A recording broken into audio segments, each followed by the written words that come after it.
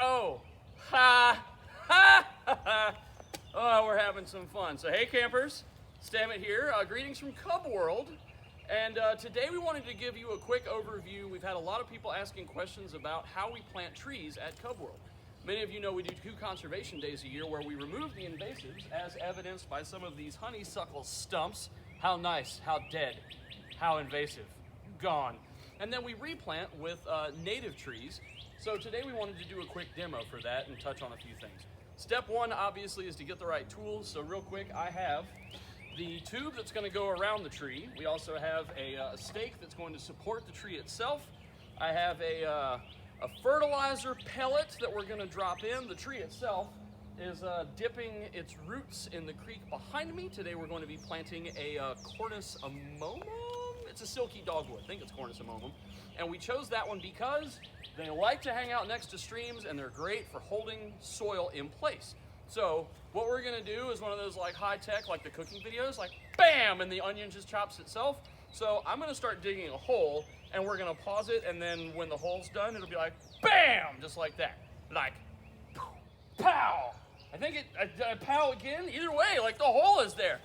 It's internet magic, woo! Okay, so we've got the hole in. Now a few things. First, let's touch on, so this guy just came out of the creek. You want to have the roots exposed to the air as short of a time as possible. The quicker you get them in, the quicker you get their feet happy and sunk them down, solid. Okay, so we made sure that the hole is deep enough that the roots will be completely in. However, we don't want the hole so deep that you're planting it way too far up, because if the tree tries to send roots out from here, that's bad for the tree. It can even kill it in some cases. So I've got the hole in deep enough.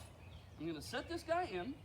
I've kept all of my soil right next to me so that I can conveniently use it as a backfill. I'm going to set in that fertilizer pellet and then cover it up with some soil. You don't want the fertilizer touching directly against the roots because that's a big shock of too many vitamins way too quick, all right? So when we're done, then the tree tube goes over to protect it from browsing deer, browsing rabbits. Then the stake goes in to support the tree, keep it straight, and to keep the tube where it's supposed to be. Give it a nice stomp down all around just to make sure it's firmly set. And then you come back through and water it a little bit over the first few weeks that it's in the ground, and then turns out it's a happy tree. Now, what we're gonna do is pause it again in just a second so that I can put the thing in, and then we'll say, surprise, it's a tree. So stay tuned, here we go.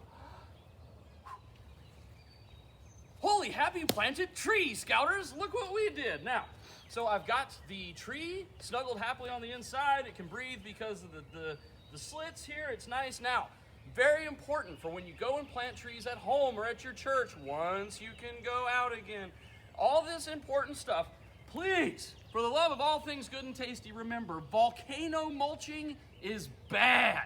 You see it all over the place. You drive by and there's these mounds of mulch. Don't do that, it's bad. Say no to volcano mulching. Say no to volcano mulching.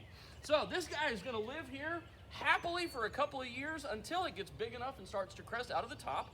Then we take one of these trunk guards, take the tube off, move the tube to a different site when we plant a different tree, because these are reusable for years and years and years.